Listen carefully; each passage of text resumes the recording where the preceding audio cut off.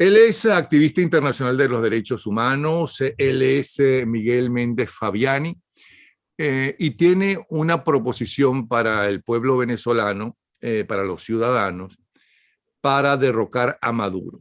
Se pregunta si por elecciones o por la fuerza popular. No se me alborote alguno que otro, ¿no? Es una pregunta que él está haciendo, no es porque esté apoyando o no unas elecciones. Vamos a escucharlo, a ver qué nos dice, porque son 22 pasos para derrocar a Maduro y su banda, a la narcodictadura.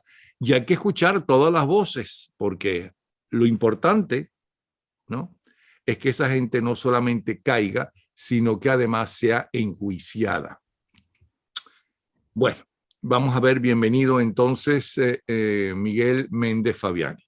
Te Bueno, escuchamos. muchas gracias, Napoleón. Yo realmente agradezco esta ventana, esta oportunidad para hablarle a los venezolanos acerca de algo que venimos los venezolanos madurando o macerando nosotros, los jóvenes, 23 años de que la oposición tiene un planteamiento similar. Procesos electorales, diálogos, negociaciones, y de ese rizo, rizando el rizo de la estupidez, tenemos 23 años, porque no hemos querido aceptar una realidad palpable y factible, que es que tenemos que liberarnos por propia mano. Yo no me imagino a Washington ni a Simón Bolívar esperando que le llegara el dinero para ellos decretar la independencia. Ellos decretaron un proceso insurreccional que está basado en la filosofía de Locke, que está basado en Juan de Mariana, que está basado en Santo Tomás de Aquino. El propio Platón plantea el derecho legítimo a la rebelión cuando un pueblo es oprimido. Cuando a los venezolanos nos quitaron el derecho a alimentarnos, a trabajar, cuando tuvimos que huir de allí, bueno, nosotros realmente debimos de apelar a un derecho sagrado y natural que está implícito en la Declaración Universal de los Derechos Humanos, que es el derecho a rebelarse. Yo no me imagino al pueblo argelino, yo no me imagino al mismo pueblo venezolano, bueno, subyugado 100 años bajo un gobierno opresor. Ahora, todos esos gobiernos que podemos nombrar, como el Imperio francés que oprimía Argelia, o el Imperio español, no tienen nada que ver con una retreta de narcotraficantes, delincuentes, asesinos, genocidas y terroristas. Entonces la pregunta es, se redujo por la fuerza a Pablo Escobar, ¿por qué nosotros no podemos reducir por la fuerza, por propia mano, a Nicolás Maduro, que es un criminal internacional, que la MUD y el G4 insisten en calificarlo de presidente, insisten en decir que es un gobierno, porque uno no va a elecciones con Pablo Escobar, uno no va a elecciones con un mafioso. Entonces, el problema que tenemos los venezolanos es un problema grave, primero de definición de una estrategia definida, y a eso hay que darle una base filosófica y doctrinaria, Napoleón. Te estamos escuchando, sigue. Sí, bueno. ¿Cuál es esa base? ¿Cuál es la base doctrinaria filosófica? Bueno, desde la antigüedad, repito, Aristóteles y Platón han planteado el tiranicidio. O sea, una sola persona no puede hambrear a todo un país. Eso es algo ilógico. Y ahí cuando se acaba el legítimo derecho que tiene esta persona de gobernar, se acaba también el derecho que tenemos nosotros o el deber de obedecer. En ese momento tenemos el derecho a rebelarnos. Yo he visto un documental muy importante que has hecho tú, una joya realmente documental, histórica, en donde yo me doy cuenta cómo los propios oficiales perijimenistas, en combinación con una rebelión popular que estalla en la universidad primero, que después es una huelga general que va a la prensa y que, digamos, se incorporan los colegios profesionales, bueno, derrocan al general Marcos Pérez Jiménez, que por cierto, no podemos colocar al general Marcos Pérez Jiménez en la misma oración que a estos narcotraficantes y delincuentes, que era un hombre nacionalista, pues, pero la gente quería libertad. Entonces, ahí se ejerció el legítimo derecho a la rebelión popular, por ejemplo. Entonces, yo creo que los venezolanos debemos de cavilar la idea de que no por un proceso electorero fraudulento donde las 3/4 partes de la oposición están concurriendo, ni tampoco la negociación y el diálogo permanente en el cual el gobierno lo que hace es ganar tiempo, bueno, no tenemos que empezar a darnos cuenta y alguien tiene que decirle al país que nosotros tenemos que rebelarnos los venezolanos y rebelarnos, Napoleón, por cualquier medio posible, porque lo otro es permanecer otros 23 años bueno, en la oposición y en esta oposición ineficiente, por cierto, donde nadie renuncia.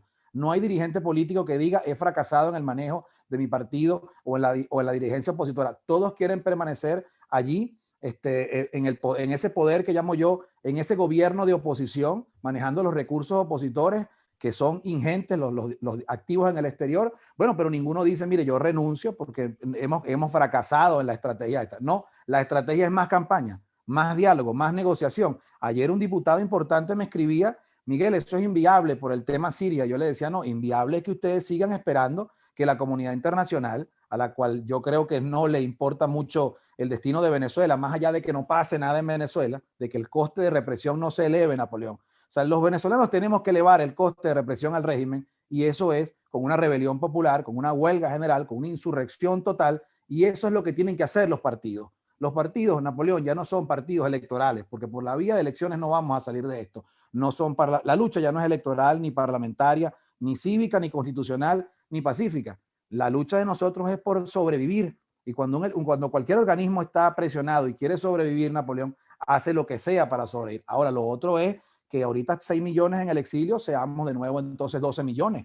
Y esto es algo que a mí me preocupa. Yo he pensado mucho en plantear esto porque yo soy un activista de los derechos humanos, pero es que la manera de proteger los derechos humanos de todos los venezolanos, de que no se sigan muriendo más 300.000 venezolanos más de mengua, de no ver a mi pueblo que me duele caminando en un peregrinaje bíblico, en algo que es un dolor que a mí, yo no entiendo cómo no se conmueve el gobierno interino y genera 5, 10 casas a través del peregrinaje que hacen hasta Ecuador, no se les da un plato de comida a nuestros hermanos, no se les dan unos zapatos. Bueno, porque es que no hay ningún interés en salir de Nicolás Maduro. Y no les duele tampoco que nuestra gente vaya muriéndose de hambre, siendo los mendigos, los mendicantes, los pendigüeños del mundo. A mí sí me duele eso y yo me veo obligado, pues, como joven venezolano, a sentar una posición ante la historia en este prestigioso programa que tú me permites comunicarme a todos los venezolanos. Vamos con los 22 requisitos que tú planteas. El primero dice ensamblar un gran movimiento de resistencia clandestina por la calle. ¿Quiénes son históricamente los que ensamblan un movimiento de resistencia clandestina? Ya sabemos en el pasado que ese movimiento, ya que tú mencionaste a Marcos Pérez Jiménez, lo hizo Acción Democrática y el Partido Comunista. Sabemos también que en la era llamada democrática, ese movimiento de clandestino, primero abiertamente a través de las guerrillas y luego clandestino, lo hizo fundamentalmente el Partido Comunista y el MIR. Ajá. Hoy en día, ¿a quién le crees tú que le corresponde ensamblar ese movimiento de resistencia? ¿Eso es fácil de hacer? ¿Eso lo puedes hacer tú y yo así, salir y empezar a organizar eso? Se necesita una estrategia y conocer esa estrategia. Repito, cómo se ensambla el primer punto que plantea un gran movimiento de resistencia clandestina? Bueno, lamentablemente tú tienes razón en que colocas un ejemplo de quienes han hecho estos movimientos de clandestinaje y resistencia son gente de izquierda comunista. Yo lamentablemente no soy de izquierda, no tengo nada contra las personas que lo sean, pero yo estoy convencido ya que con más socialismo no vamos a curar a Venezuela. Creo que Venezuela hay que aperturarla al mercado internacional, a la libre competencia. Pero sí hay ejemplos en la historia de defensas anticomunistas en países invadidos por la Unión Soviética. Está, en Finlandia un movimiento, en Noruega un movimiento, y bueno, en Colombia lo que después generó en las autodefensas Checoslovaquia, por ejemplo. En Checoslovaquia, o sea, hubo poetas, escritores, intelectuales, gente que no era comunista, hay ejemplos de eso en el mundo, que se organizaron. Bueno, lamentablemente Napoleón lo primero es darle a esto una doctrina, convencer a la gente que la gente tiene el derecho de rebelarse, que no tiene que seguir poniendo el lomo, que no tiene que seguir aceptando la bolsa, que no tiene que seguir siguiendo. Espérate. La gente se está rebelando porque todos los días son decenas las manifestaciones, es verdad, pequeñas, locales, ¿no? Por lo fundamental antes que la libertad, que es el hambre y el techo, ¿ok? Entonces, pero ¿a quién le corresponde? Entonces, ¿cómo se ensambla un movimiento de resistencia clandestina? No estoy buscando responsables de eso fuera de mí. Estoy preguntando quiénes harían eso, porque si a mí me dicen, bueno, tengo que organizar un movimiento clandestino, te diría, bueno, ¿y por dónde empiezo? Bueno, lo primero es que la palabra revolución no es solo no es albacea de ella solo la izquierda. Por ejemplo, George Washington fue un revolucionario, no comunista. Él hizo una revolución en los Estados Unidos, derrocó un imperio. ¿Cómo lo hizo? Bueno, primero la decisión de hacer eso. Y digamos que un frente común general. Yo lamentablemente tengo que decir que no van a ser los partidos políticos electoreros fraudulentos colaboradores, porque tengo que decir aquí, es lamentable, porque yo en algún momento también colaboré con eso. El 70% de la MUD va a ir a las elecciones. Los partidos del G4, casi todos están siendo sus dirigentes comprados, tarifados y van a las elecciones. Bueno, de ellos no vamos nosotros a tener una propuesta de rebelión popular. Si es por ellos, muchos de ellos vivían en sectores populares y ahora viven en casas muy Pero grandes. ¿quiénes son? Entonces, ¿cómo se aprende a organizar un Bueno, movimiento de resistencia ya lo clandestina? ha habido. Eso que hacían los izquierdistas en Venezuela y los comunistas fundamentalmente en Venezuela, eso que hicieron los dirigentes adecos cuando era un partido de centro izquierda, Acción Democrática, y se convirtió en el más importante partido del país. ¿Cómo se hace?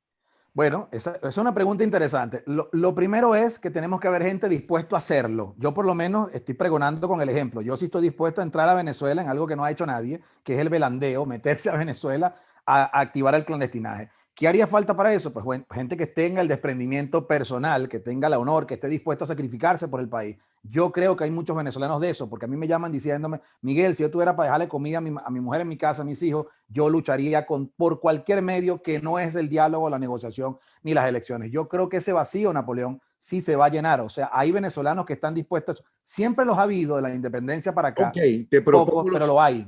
te propongo un segundo programa donde nos enseñes a hacer un movimiento clandestino, un movimiento de resistencia clandestino, para que la gente que nos vea y quiera hacerlo, que esté dentro de Venezuela o quiera regresar a Venezuela. Por cierto, varios dirigentes juveniles de años anteriores han regresado al país y están en la clandestinidad.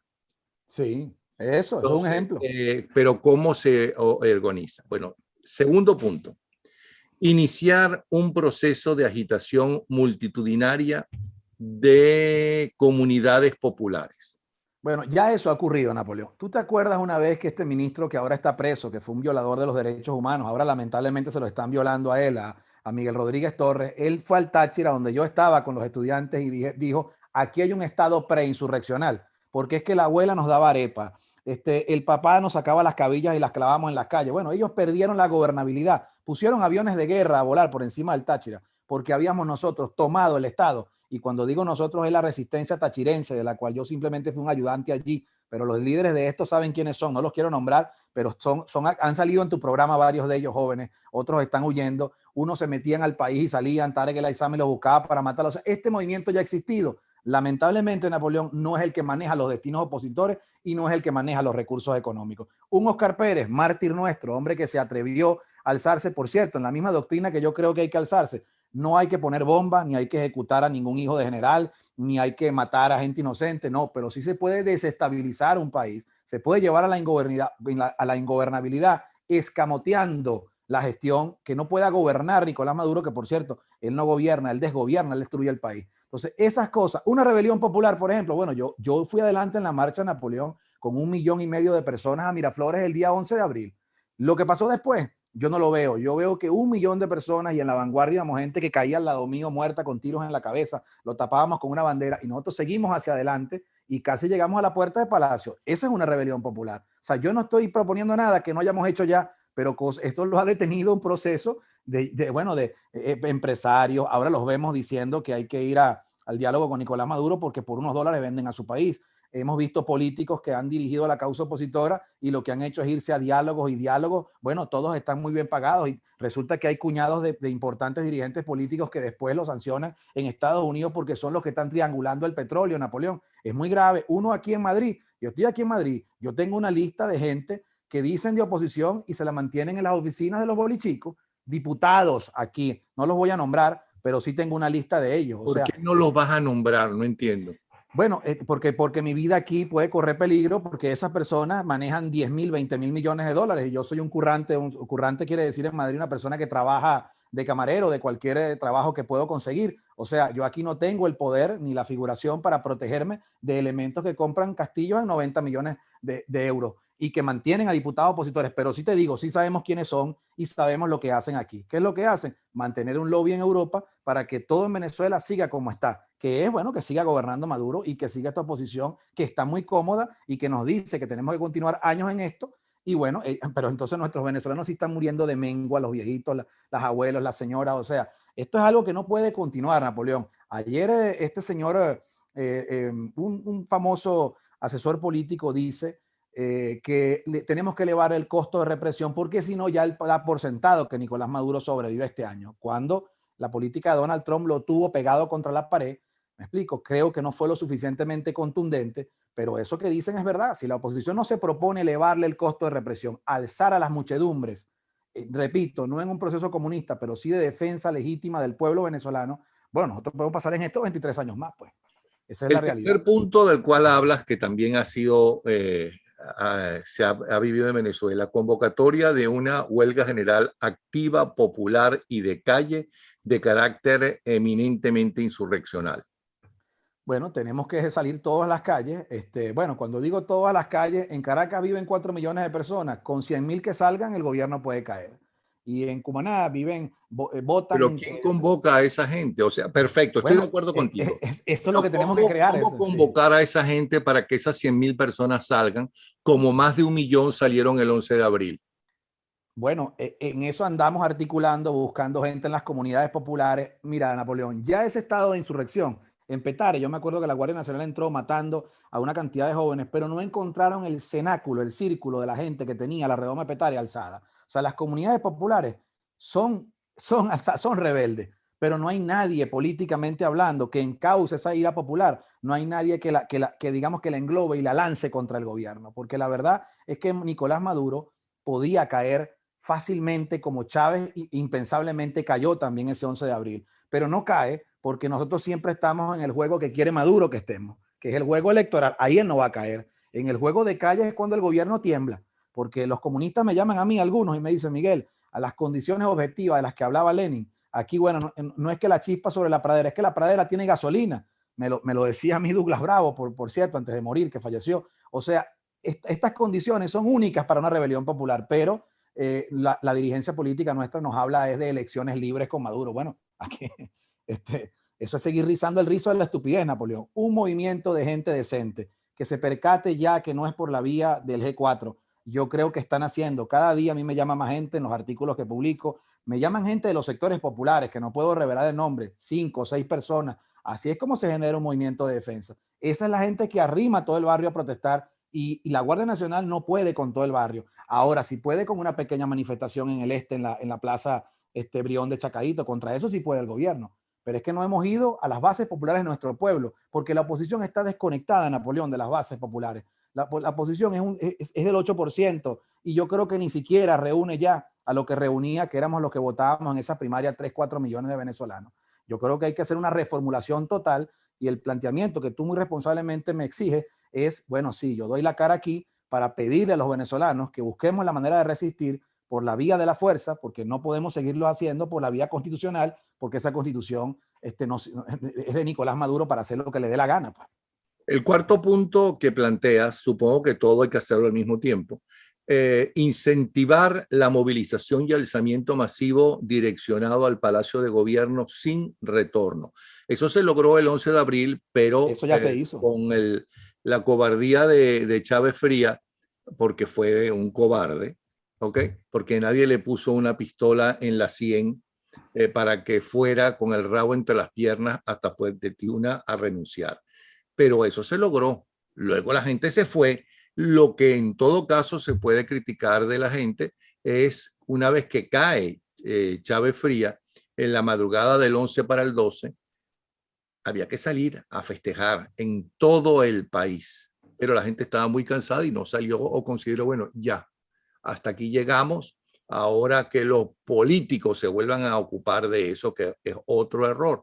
Los políticos tienen que ocuparse, pero los políticos están al servicio, son servidores de la gente. No es que ellos nos manejan a nosotros, que es muy diferente, pero siga adelante. Entonces, te van a decir, o sea, vamos a ir para que nos maten a nosotros, ¿por qué no van ellos?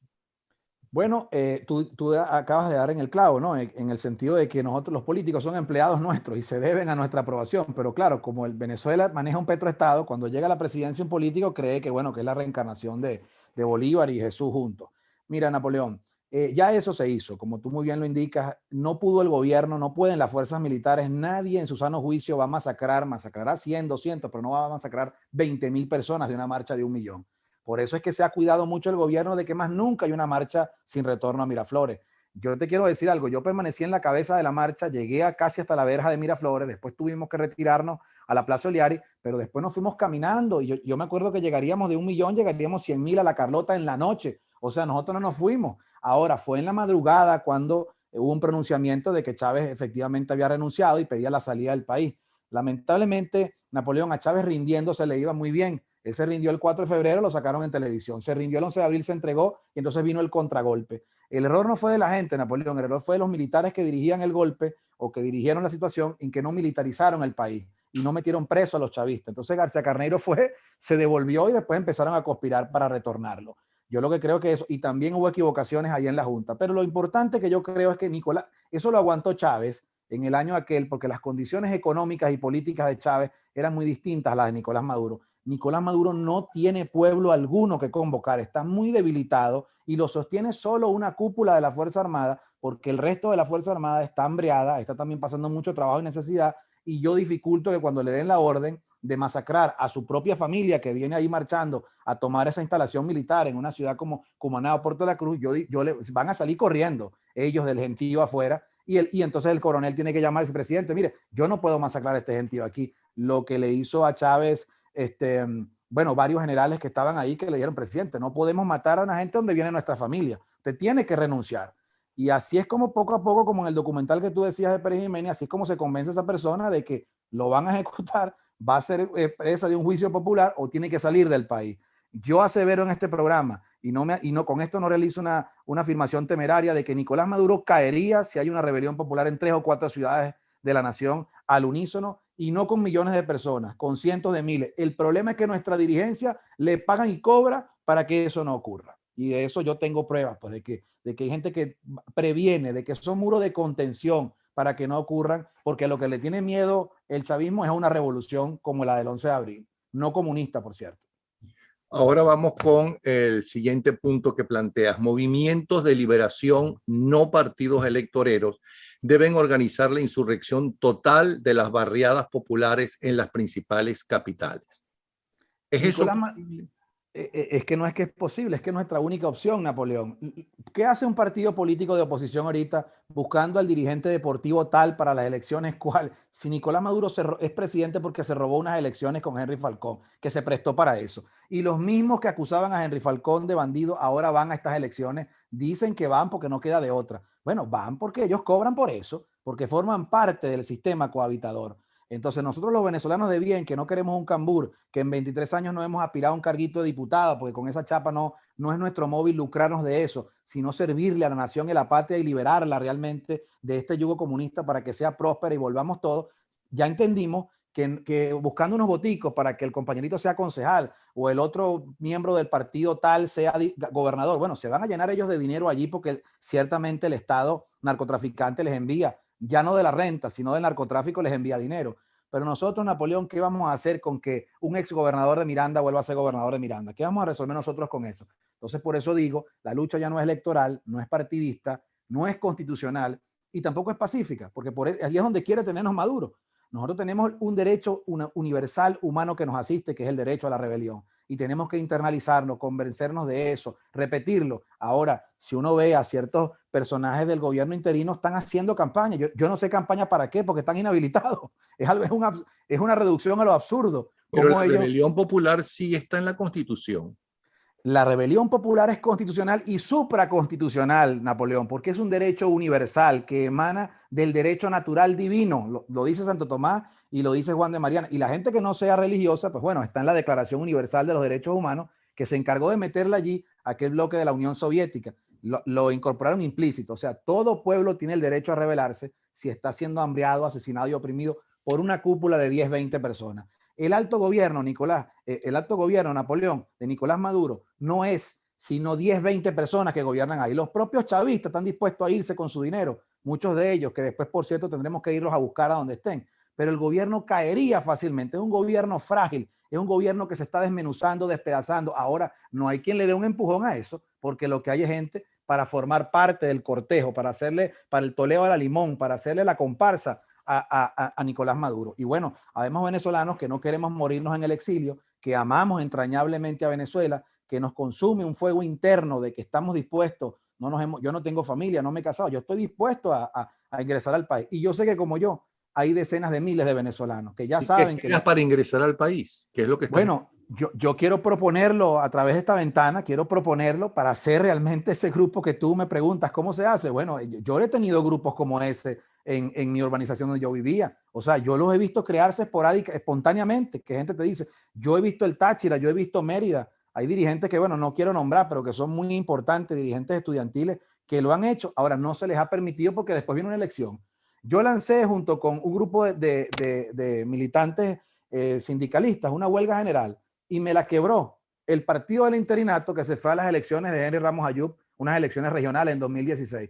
Bueno, ahí nos vendieron que íbamos a ganar 20 gobernaciones. Yo no participé en esas elecciones y llamé a la abstención, Napoleón, porque consideraba que era entrar en el juego del gobierno. Bueno, simplemente hubo un solo partido que sacó 4 gobernadores, los demás no sacaron nada. A ese sí le pagaron bien la trampa de llevar a los demás al cadalso y al matadero y a la guillotina. Entonces, ¿hasta cuándo nosotros vamos a seguir en esto? Esa es la pregunta que yo me hago y le hago a Venezuela.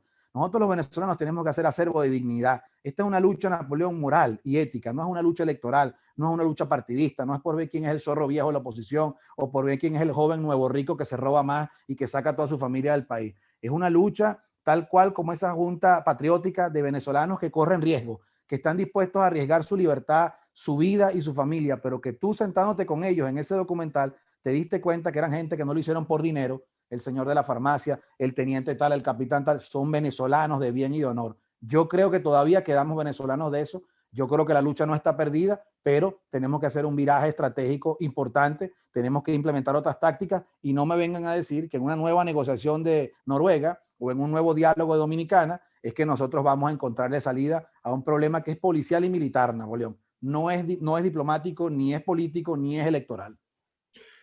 Otro punto que mencionas que hay que hacer son movimientos civiles de defensa, tomar por la fuerza de las sedes institucionales del gobierno nacional, regional y municipal en cada región. Bueno, si esto lo organizamos por sector, la gente va a la alcaldía y la toma. Ya eso ha ocurrido en pueblos en Falcón. Tú has visto cómo la gente ha tomado alcaldía. Eso se iba a hacer, por cierto, y lo pararon. Bueno, claro, porque es que cada ministerio tiene una sede en cada provincia. Y si el pueblo va, chico, la gente, las comunidades populares, dirigida por un dirigente de estos, pero de la Liberación Nacional, no buscando votos para él montarse en un carguito, que por cierto, esos mismos que buscan los votos, Napoleón, después van y se inscriben le roban los partidos a los jefes y se van a las elecciones con Maduro. Entonces, por ahí no es que vamos a liberar al país. Al país lo vamos a liberar cuando los venezolanos salgamos al unísono y tomemos esas sedes, repito, esa alcaldía, esa gobernación, y la gente se posesione y diga, bueno, hemos liberado Anzoátegui, hemos liberado Sucre, aquí en Nueva Esparta tenemos esto. Bueno, ahí empieza el gobierno a temblar y empiezan los militares a pensar, ¿vamos a matar a este gentío o vamos a pedirle al presidente que se vaya? O nos vamos nosotros también, porque como dijo Llobera Páez, el pescuezo no retoña. Pero no hemos llevado al gobierno a eso. Lo llevamos el 11 de abril y Chávez quería irse. Chávez pedía unos millones de dólares y pedía salir del país. Creo que fue un grave error no dejarlo que se fuera. Pero lo que quiero transmitir aquí es que eso es perfectamente posible. Lo hemos visto en ensayos minúsculos, pero no lo hemos llevado a gran escala, Napoleón. Hablas de cerco civil armado permanente a las instalaciones militares. No afectas al movimiento de defensa nacional. Hay comandantes que me dicen, mira, Miguel, yo con que tú me pongas aquí 5,000 personas, yo no salgo. La excusa mía es que yo no voy a matar a esta gente que está fuera del cuartel. Entonces yo no puedo salir a defender el gobierno narcotraficante. O sea que hay militares que incluso no quieren masacrar al pueblo. Habrán otros que sí lo harán, pero hay unos que no quieren, Napoleón, y que yo sé que están dispuestos a rebelarse de esa manera pasiva, porque el gobierno pudiera caer también por eso, por la inacción de la fuerza de la Fuerza Armada, que no toda es narcotraficante, en decir, bueno, yo no voy a seguir defendiendo esta cúpula que está millonaria allí, pero para eso tendría que haber la voluntad política de encauzar a nuestro pueblo como un río, llevarlo hacia esas sedes militares y ministeriales. Bueno, así es como cae un gobierno, no cae de otra manera. Pérez Jiménez no cayó de otra manera, ni caen los presidentes de otra manera, pues caen por la fuerza del pueblo. Habla del levantamiento insurreccional cívico-militar y de la fractura final de las Fuerzas Armadas Nacionales. Llega un momento, sí, el 11 de abril pasó, llega un momento que se reúnen unos militares y que tienen atrás el respaldo de la mayoría de la fuerza y le hacen un llamado, antiguamente en el 58 fue por la radio y en el 11 de abril fue por televisión, donde le dicen a los demás militares, bueno, vamos a pedirle la renuncia al señor presidente, que se entregó, o sea, que sí se entregan, ellos no se inmolan, ellos se entregan. El 4 de febrero Hugo Chávez se entregó y el 11 de abril, el 12, Hugo Chávez se entregó. O sea, ellos no van a llenar de sangre el país, ellos se rinden. El problema es que ahora no tenemos quien los haga rendir, porque lo que tenemos son dirigentes que están cobrando, que están tarifados a la dictadura. Pero yo tengo fe en que el pueblo va a alzarse y va a dejar de seguir a estos cantos de sirena y va a poner el pecho, porque la gente se está muriendo de hambre, Napoleón, y quiere sobrevivir. Búsqueda y captura del narcotirano y su cúpula genocida. Hay una serie de gente que están dispuestos a recibir los dólares, los miles de dólares que ofrece el gobierno norteamericano, pero que hasta ahora no han podido agarrar a ninguno de ellos. Bueno, Napoleón, no es solo la recompensa que le pone un país tan serio como los Estados Unidos cuando ya considera que Nicolás Maduro es Pablo Escobar. Bueno, la verdad es que Nicolás Maduro trafica 10 veces lo que traficaba Pablo Escobar. Nicolás Maduro no es un presidente, es el líder de un cartel, que es el cartel de Miraflores. Sus sobrinos están presos porque es una empresa familiar. Ahora, yo digo que la gran recompensa es capturar a Nicolás Maduro y va a hacerle las cuentas. El que de verdad se ponga en eso no va a cobrar la recompensa norteamericana, sino los miles de millones que tiene esta gente en su control, porque yo creo que no había pasado nunca, ni siquiera en los países africanos, que una persona tuviera 10.000 y 20.000 millones de los 300.000 millones que le han robado al pueblo venezolano. Esos son los dineros de la salud, esos son los dineros de la comida, los dineros de las carreteras. El país se vino abajo porque ese alto gobierno se robó ese dinero. Bueno, los bounty hunters, los cazadores de recompensa que busquen a Nicolás, no van a cobrar solo los reales de la recompensa, sino que cada uno de estos señores vale una cantidad impresionante de dinero. Yo realmente no me interesa ese dinero, me interesa que caiga el gobierno y que se aperture una junta cívico-militar como la que allí tú señalas, ¿verdad? Bueno, estamos en el momento del gran llamamiento, de la fractura de la Fuerza Armada, que ocurriría si salieran de 30 millones, saliéramos 5 millones de venezolanos a las calles. Eso podría ocurrir. Tú has mencionado varias veces, vamos a aclararle un trabajo que yo hice en los años 70 llamada La historia contemporánea de Venezuela, narrada por sus protagonistas, que en las próximas semanas estaré presentando desde su inicio, porque no se ha visto todo. Ahí hablan Betancur, Caldera, la viuda de Medina, Pérez Jiménez, etc. Y que va desde el gobierno de Juan Vicente Gómez, la dictadura de Gómez, hasta las elecciones del año 58 y la toma de el poder del partido ganador, que es Acción Democrática, con su candidato Rómulo Betancourt. Pero sigamos. Desbandada, huida, desintegración y retirada de lo que fue el alto mando militar del régimen por acción masiva de las fuerzas de defensa clandestina. ¿Cómo es eso? Bueno, la gente está aquí en una célula activando, son 10 personas, después conectan con otras 10 que están en la otra calle, tal, pero llega un momento que salen a la calle, pues porque ya no son clandestinas, ya son evidentes, ya salen a conducir al pueblo, toman las calles y cuando eso ocurra simultáneamente en 5 o 6 capitales, pues bueno, los militares tienen que decidir si permanecen masacrando a la gente, que no está en nuestras costumbres. El propio general Medina evitó masacrar a los cadetes en la academia militar y el propio general Pérez Jiménez iba a tener que fusilar y prefirió huir del país, y el propio Chávez pedía salir del país con un dinero y se entregó. O sea que yo creo que el gobierno caería porque no está en nuestras costumbres masacrar millones de venezolanos en las calles. Lo que sí está haciendo el narcogobierno es masacrar millones de venezolanos, mandándolos sin comida y sin zapatos, muertos de hambre famélico en nuestra frontera y que no consiguen una medicina. El coronavirus ahora asolando, colapsados los centros medicinales donde no hay cómo curarse. Bueno, nosotros los venezolanos tenemos que hacer una evaluación seria, Napoleón, de cuál es la vía de derrocar a Nicolás Maduro, porque no se va a salir por las buenas, no va a entregar por elecciones, no podemos seguir en esto otros 23 años más. Pero yo creo que realmente a mí me cuesta mucho decir esto aquí, porque yo he sido un activista de derechos humanos muy serio, he denunciado en la Corte Penal Internacional, en la Corte Interamericana, mis escritos son cosas que yo paso meses haciéndolas, pero ya yo estoy francamente hastiado de ver cómo compañeros de uno que uno acompañó desde la más tierna juventud ahora son grandes potentados millonarios y no les duele, no se acuerdan del dolor de nuestro pueblo, no son venezolanos reales, no sienten el dolor en su corazón de la gente que sufre, que cuando uno es dirigente político, uno tiene que acompañar al que está abajo, al que está peor. No. Estos se han convertido en nuevos burgueses también y miembros del status quo y quieren permanecer allí, pues, per secula seculorum. Ellos con una cachaza le dicen a uno que esto es muy largo, que esto es en el tiempo, que estos son 5 o 10 años de gobierno interino. Bueno, en un absurdo total. Y yo sí creo que el pueblo venezolano no es que tiene que liberarse por propia mano, Napoleón, es que no nos queda de otra. Ya con el fracaso de la política de sanciones que apretó al gobierno, pero no terminó de estrangularlo, bueno, y ahora uno ve que hay un ablandamiento de alguna manera porque le levantaron unas sanciones a los puertos, uno puede prever que una cosa se dice y otra se hace. Y entonces los venezolanos estamos solos. Yo creo que tenemos que poner la mano en el corazón y saber que tenemos que liberarnos por propia voluntad y mano. Por cierto, lo hemos hecho casi todo el tiempo. No vino a ayudar a la Junta Patriótica ningún Estado, ninguna potencia extranjera. No vino a Bolívar, la legión extranjera era muy pequeña en comparación con el Ejército Libertador. Y él compraba ¿cómo se llama? Sus armas y sus cosas. Sí es verdad que le mandaron ayuda, pero no es cierto que fue Inglaterra la que liberó a Venezuela. Por ende, los venezolanos tenemos que concienciar y tenemos que poner de nuestra apertura al entendimiento de que no va a venir nadie a liberarnos. En esa prédica mendicante podemos continuar años más y a mí me preocupa mucho ver partidos políticos muy serios, pero que nada más están centrados en eso, en el R2P, cosa que yo vengo planteando de 2015, pero que ahora me doy cuenta que se agotó.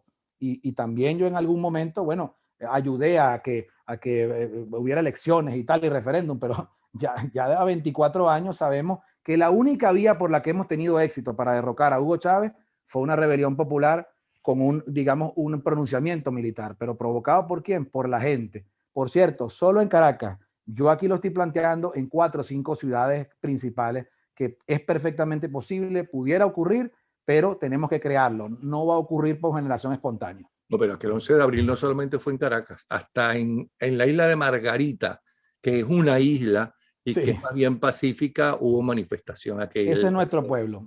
Habla Ese es de nuestro rebelión pueblo. militar total y definitiva y la captura y sometimiento del narcodictador y enjuiciamiento popular expedito, dado de baja.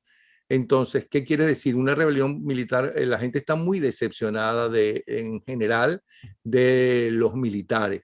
Claro que hay sus excepciones y claro que hay militares presos, torturados, asesinados, perseguidos, pero la gente está decepcionada en líneas generales de que esa gente no se va a alzar, que sus generales, que son los que dirigen, y ellos los enseñan en una pirámide vertical, están a favor del régimen, haciendo negocio Bueno, con el régimen. yo le escuchaba a un viejo político decir que los militares son leales hasta que se rebelan. Cuando hablas de viajes políticos, hablas de Luis Herrera Camping, que fue quien Sí, lo sí, dijo. sí, sí, sí, cómo no. Sí, tuve la oportunidad de ir al cumpleaños del presidente Herrera y descubrí que las paredes se estaban desconchando y que hicieron una reunión para comprarle un carro. Un hombre muy humilde y muy decente, que no está exento de errores, pero que no se le puede cuestionar su cualificación Me moral consta. Me íntegra. consta de él, de sus hijos y de su familia en general.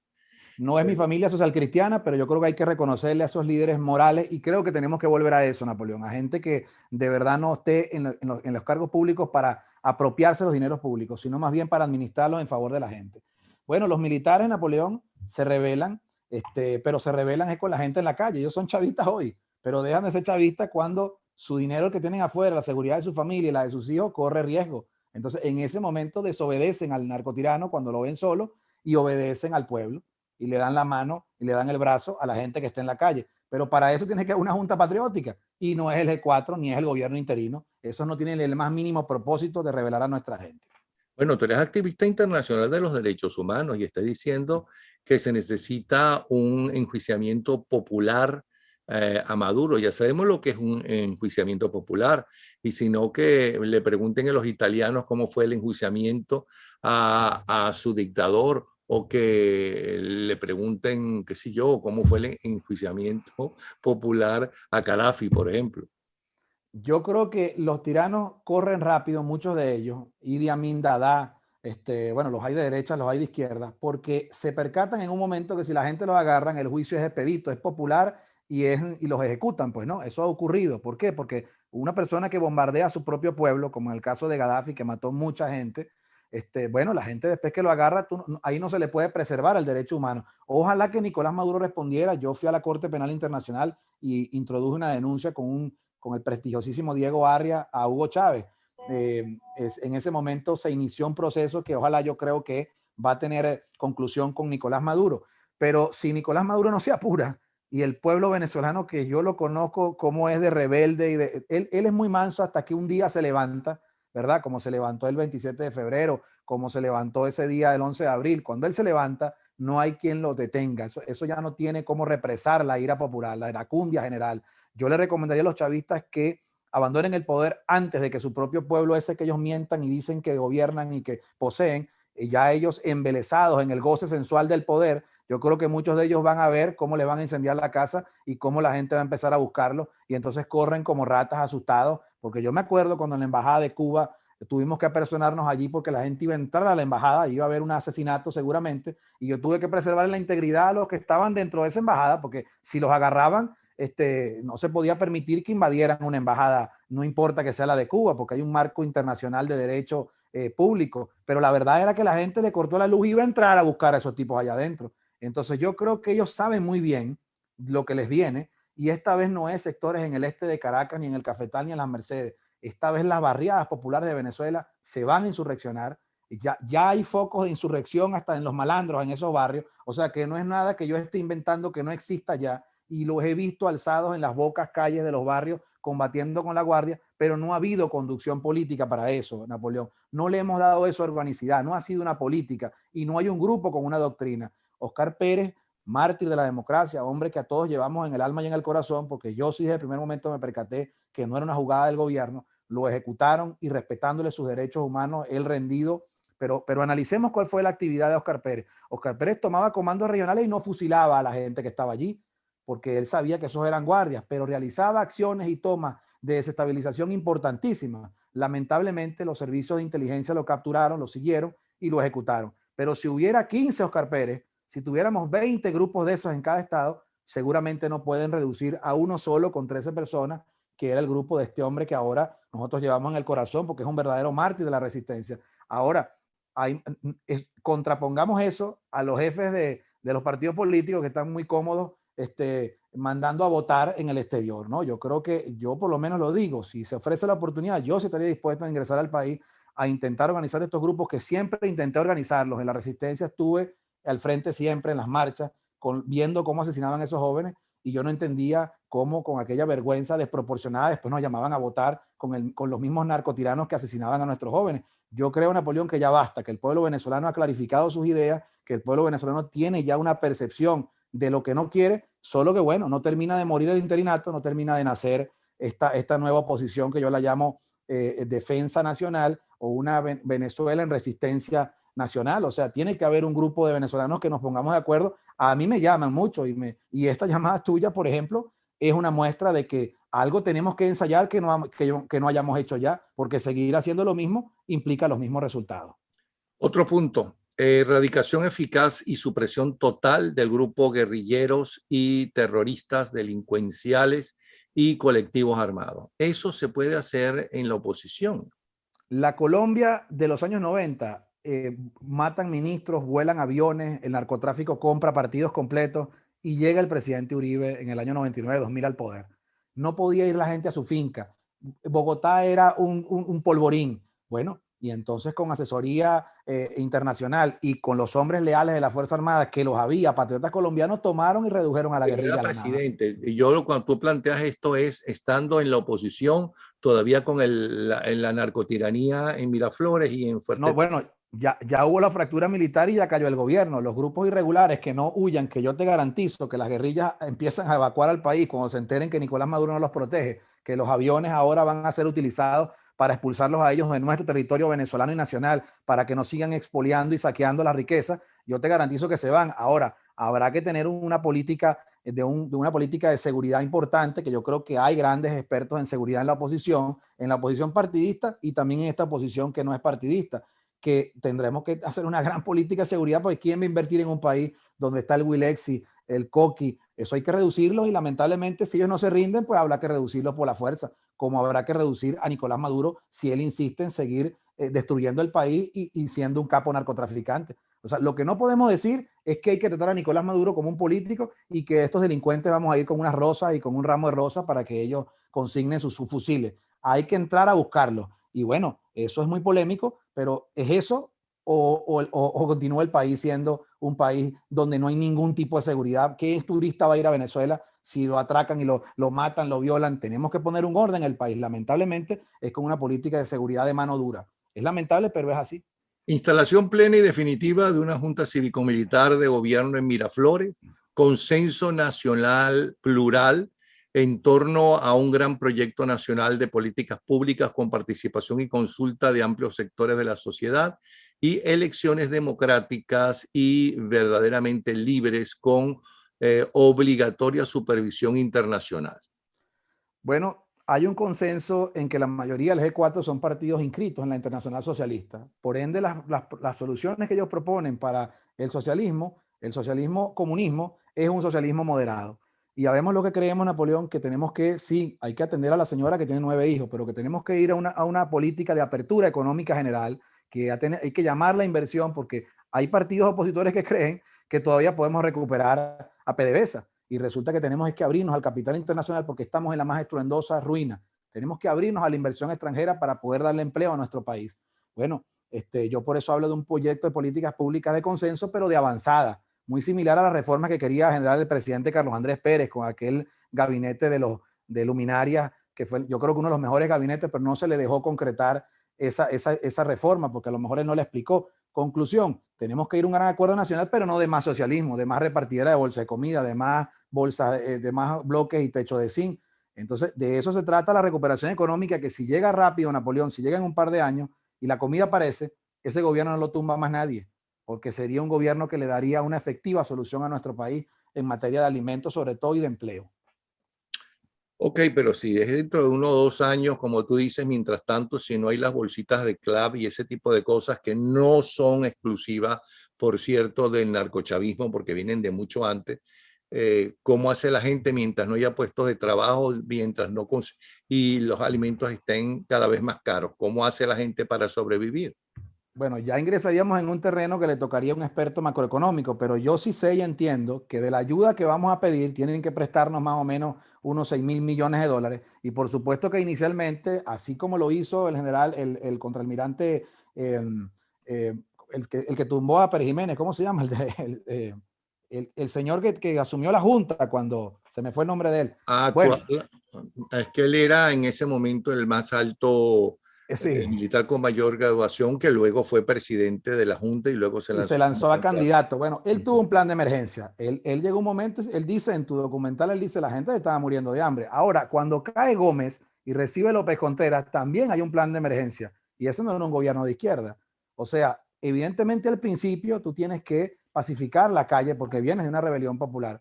Pero lo que no puedes es en el tiempo continuar el asistencialismo, que fue lo que hizo Chávez, que es crear una cantidad de gente que no esté insertada en el proceso económico laboral y que depende de unas misiones. Al principio tú tienes que aliviar la pobreza, Okay. pero la Perdón, idea vamos, es... un paréntesis, tú hablas de Wolfgang Larrazábal. Sí, de Wolfgang, claro, sí. Ok, Importante nuevo gobierno personaje. constitucional de amplia base que incluya a la totalidad de las reales fuerzas vivas de la nación, nueva constitución, otra constitución y nuevas leyes orgánicas, cambio íntegro del sistema. Bueno, esa constitución, Napoleón, lamentablemente es para un momento histórico. Es un traje a la medida de Hugo Chávez, es una No, esa constitución que se hizo constitución se basa en la constitución que hicieron no la gente que votó para que hiciera la constitución, como es en el caso del chavismo, o de esa Venezuela que dirigía Chávez, sino por la gente de ADE y COPEI, que eran los que Bueno, estaban también, gobernando el país, sí, que es diferente. también, sí, Y esa también. constitución se basa, esa del chavismo, la mayor parte se basa exactamente en esa que duró varias décadas. Bueno, pero se le pudiera hacer una reforma, por lo menos Napoleón. Ahí dice que no se puede, que el Estado no puede hacer inversiones menos del 50% en materia petrolera. Napoleón, la gente que va a traer su dinero a montar un mejorador como el de José, pero ya no de chatarra, no va a aceptar ir en mitad y mitad con nosotros. Eso es una realidad que ningún político se la va a decir al país. Entonces, si bien no derogamos esa constitución, tendrá que ser sujeta de varias modificaciones y sobre todo en las leyes orgánicas hay que cambiarlas toditas porque son leyes conculcatorias del derecho a la propiedad. O sea, tú estás arruinado y tienes materia prima. ¿Qué necesitas? Tecnología y bueno, y adiestrar tu mano de obra. Pero para que esa inversión venga, tiene que haber leyes claras y leyes muy sólidas que atraigan el capital internacional en una primera fase. Después crearemos los grandes capitales también internos. Entonces, bueno, esa constitución chavista tendrá que, si no la derogamos, como tú muy bien acotas, habrá que hacerle unas modificaciones importantes para asegurar el derecho a la propiedad, por ejemplo. O sea, es una concepción distinta del socialismo conculcante a una economía de libre mercado con corazón, o sea, socialmente amigable, pero que vaya direccionada a generar empleo y riqueza. O sea, el Estado ya no puede, Napoleón, con los millones de venezolanos pobres. Tenemos que buscar que ellos mismos trabajen y que tengan buenos trabajos y que tengan buenos empleos. Ahora, tú estuviste en un partido social cristiano, ¿ok? No, Como Copey. ¿Tú no estuviste en estuve, Copey? no, yo no estuve, no, yo no soy social cristiano, yo soy católico practicante, creo en Jesús, creo en Dios. ¿En qué partido militaste tú? Que estabas hablando de un partido y tu militancia en ese partido. Bueno, yo milité hasta el año 2016 en Voluntad Popular. Yo conozco muy bien el interinato por dentro. Yo sé cómo se desvirtuó una lucha de calle que debió ser insurreccional, que de verdad Voluntad en ese momento empujó a la calle. Y sí sé lo que pasó después cuando caímos en las redes de los politiqueros de oficio en fraudes electoreros que ahora como que, bueno, como que van de nuevo, ¿no? En mi estado Sucre, yo soy natural de Cumaná, está un personaje que secuestró Voluntad Popular y que lo llevaron al poder, una persona que era de bandera roja, que era, porque esa es otra cosa. Yo los voy a nombrar, está Stalin González, está Brito Iparra, está Goyo Noriega. Cuando uno revisa, todos estos elementos vienen de la ultraizquierda. Entonces nosotros nos dejamos infiltrar en la oposición por gente que si no era del gobierno, pues se hicieron pasar por opositores y ahora son marxistas, leninistas. Yo creo que siempre fueron.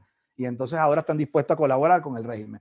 Yo no he visto mea culpa de los partidos, no he visto que nunca ningún dirigente me ha dicho, yo lamento mucho que yo recluté a toda esta retreta de bandidos, que no son casos puntuales, Napoleón, son bastantes los que se han ido yendo y todavía los que se irán, porque vamos a ver cuántos se van a inscribir en las elecciones regionales, vamos a ver cómo nos van a decir, cómo van a justificar sus candidaturas a gobernaciones y alcaldías. Entonces yo creo que estamos a las puertas, Napoleón, de un gran tamizaje, de una gran filtración, porque ahora la oposición que viene es una oposición moral, no electorera, es una posición principista y no financista. O sea, a mí no me puede comprar, nadie me va a ofrecer a mí 5 millones de dólares porque yo abandone la idea que tengo de que Nicolás Maduro tiene que salir de Miraflores por la fuerza. A mí no me van a convencer en ninguna, pero yo sí sé que le dan $1 millón a muchos candidatos. Yo sí sé que muchos de estos líderes rebeldes que se le voltean a su jefe, se le voltean porque ellos me dicen, es que ya este también estaba comprado, Miguel, el cuñado de él trafica petróleo. Entonces llega un momento de Napoleón en que esto implosiona, en que los venezolanos nos percatamos de que hemos sido engañados y en que yo creo que están haciendo gente decentísima que no se había incorporado a la política y que como yo, que yo sí, bueno, yo sí vengo de una lucha de derechos humanos más que política, pero yo veo gente que cada día me dice, Miguel, estoy indignado, me han engañado, el cese de usurpación fue una oferta engañosa, ¿verdad? Fue una estafa monumental y yo ahora le quiero reclamar a esa posición. Y a mí me parece esa una posición muy digna, vehemente, sí, pero con mucha dignidad, porque quiere decir que los ciudadanos se empoderan y asumen una responsabilidad que es, bueno, eso ocurre porque tú le dejas a ellos la responsabilidad de que manejen la oposición. O sea, ¿por qué tú dices que fue una oferta engañosa el cese a la usurpación o que eso no era solamente cuestión de que se deseara y que fuera solamente la oposición la responsable de eso? A lo mejor si trabajaron para eso, te pregunto, pero en eso fracasaron porque sigue Maduro en el poder. Supuestamente el gobierno norteamericano, ¿no? Estuvo trabajando también para que cayera el narcorrégimen y no pudo, como estuvo trabajando todas estas décadas para que cayera Castro y su banda y no han podido. Es decir, y nadie le dice es que la culpa es de los norteamericanos. Yo pienso que en el marco de la Guerra Fría hubo un acuerdo entre rusos cuando la crisis de los misiles, Kennedy tuvo un acuerdo con Khrushchev. No Y en piensas, el no, acuerdo iba eso eso, sucedió. y en el Ok, acuerdo iba que no tumbaran no ok, tumbaran pero se acabó así la sobrevivió guerra, él, pues. pero se acabó la Sí. Guerra Fría, pero mataron a Kennedy, pero murió Khrushchev y cayó la Unión Soviética y ahí siguen. Bueno, es que una cosa que tú tienes mucha razón es que hay ventanas de oportunidad, es que hay momentos en que los astros se alinean y uno tiene que meterse por allí.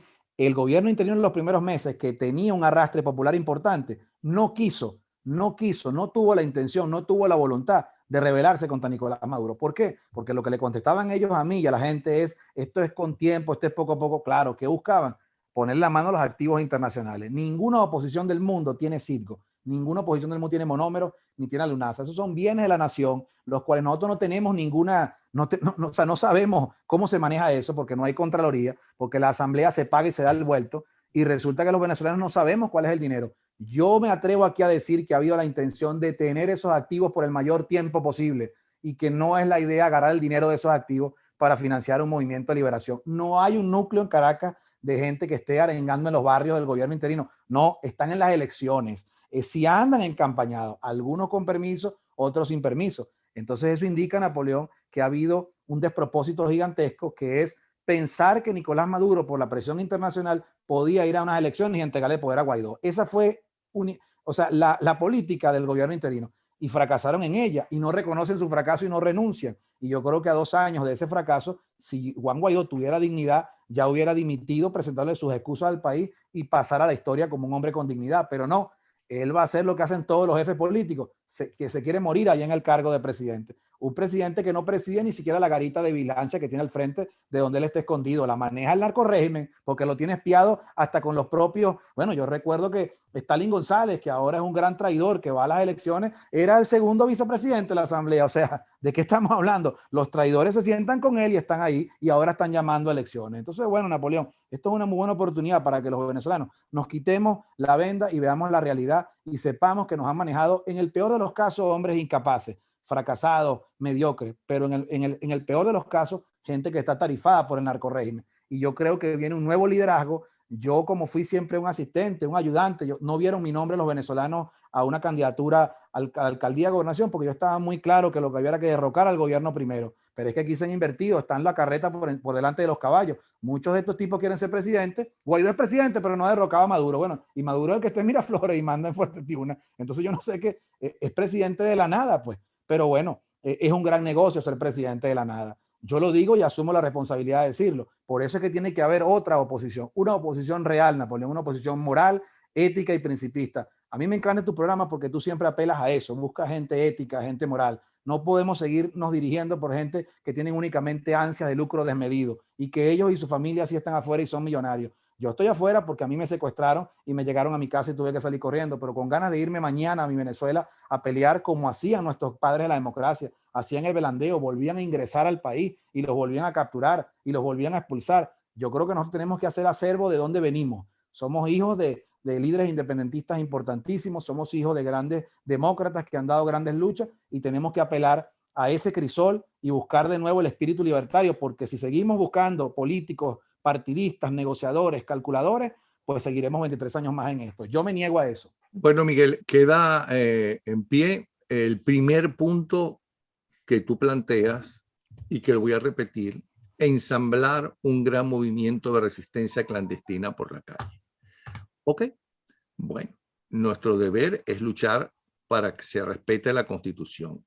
Y se ha demostrado que por el diálogo no se hace respetar la Constitución, que no hay las armas suficientes para respetar, para que los militares cumplan con su deber, que los políticos, los de buenas intenciones, al igual que los militares de buenas intenciones, no han podido acabar con la narcodictadura, que hemos pasado a la historia de la humanidad como lo más vergonzoso cuando un país se le entrega a una isla quebrada que ha vivido de chulear desde 1959 a medio mundo, y que se le entregó el país sin un solo muerto.